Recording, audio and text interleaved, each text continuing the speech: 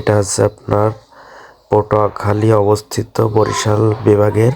তো এটা হচ্ছে কুয়াকাটা সাগরকন্যা বলে পরিচিত। তো আজকে আমরা আপনাদের দেখাবো কুয়াকাটা সাগরকন্যার কি আকর্ষণীয় জায়গা আছে, সব আপনারা দেখতে পারবেন। আসসালামু আলাইকুম প্রিয় দর্শক।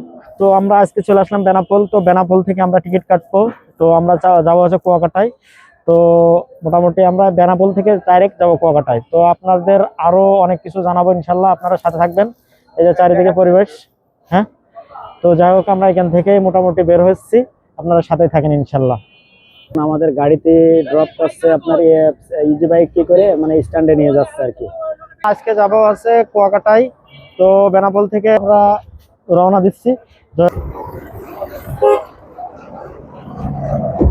বাবা এ উঠবো কিভাবে, কেউ তো উঠতে পারবে না।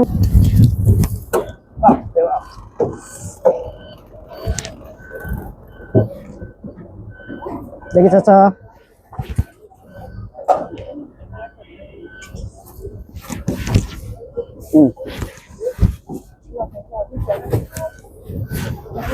তো এখন বাস থেকে নামলাম, এখন বাজে 4:44।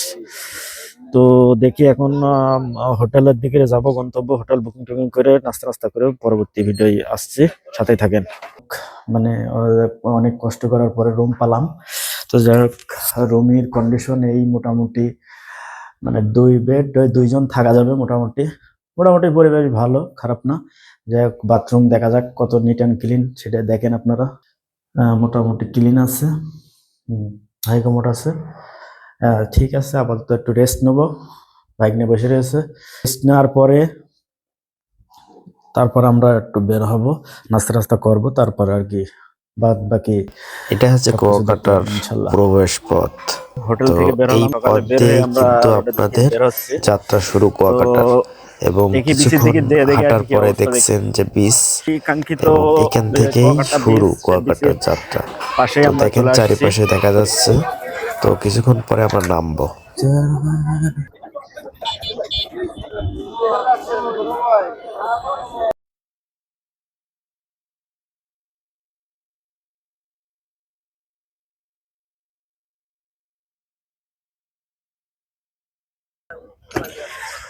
পাইপিং লাইন করছে মনে হচ্ছে নাকি।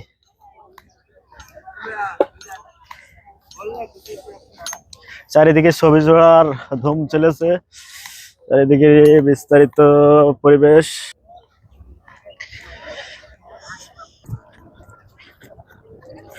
বিচের পাশ দিয়ে হেঁটে যাচ্ছি, দেখেন প্রচন্ড রোদ, তাকানো যাচ্ছে না। আপনারা সাথেই থাকেন। এই আছে পরিবেশ, পিছনে আছে ভাগ্নে আর আমি আছি সামনে। এই আমাদের ব্লক টিম। তো মোটামুটি মাথায় করে অনেকে পাইপ নিয়ে যাচ্ছে। এখন সকালবেলা তো, যার কারণে আপনার নিচেই পানি নেমে গেছে, কিছুক্ষণ পরে পানি চলে আসবে আবার। তো আমরা একটু মোটামুটি বীজটা ঘুরে দেখাচ্ছে আপনাদের।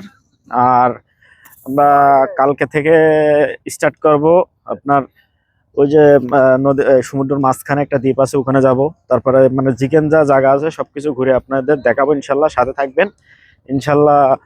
ভালো একটা ব্লগ উপহার দিতে পারবো আপনাদের, আশা করি। যেদিকে তাকাবেন সেদিকে শুধু সমুদ্র আর সমুদ্র দেখা যাবে। আর আপনার সূর্যটা একদিকে, আর আপনার মানে সূর্যর কারণে আর কি ক্যামেরায় ঠিক মতো দেখা যায় না, বুঝলেন? মানে সূর্যটা চলে এসেছে যে পাশে, ঢেউ ওই পাশে সমুদ্র, যার কারণে আপনার ফুটেজটা ভালো আসে না।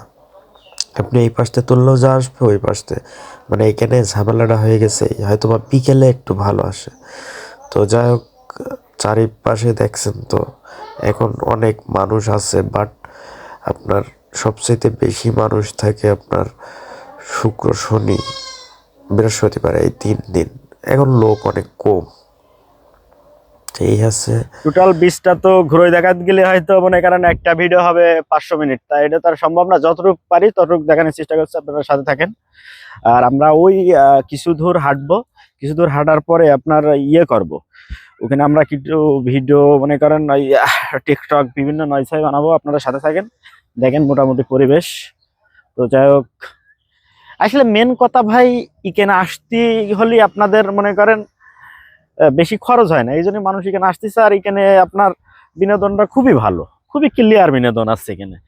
এই একটু টাকা পয়সা খরচ করা লাগবে, কিন্তু বিনোদনটা আপনি ক্লিয়ার পাবেন। ঠিক আছে কি ভাই না? হ্যাঁ, তো যাই হোক, সেই ইয়েতে টাকা পয়সা চেন করে লাভ নেই। অনেকে টাকা নিয়ে টেনশন করে, টাকা আজ আছে কাল নেই। তো সো টাকার পাশ না ঘুরে একটু বিনোদনের পাশ ঘোরা দরকার, এটা ভেরি ইম্পর্টেন্ট। তো যাই হোক, সেই পরিপ্রেক্ষিতে আমরা আসলাম, টাকা টেনশন করিনি, আমরা একটু বিনোদন নিতে চাচ্ছি।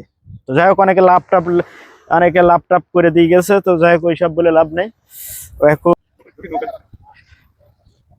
দেখা যাচ্ছে না।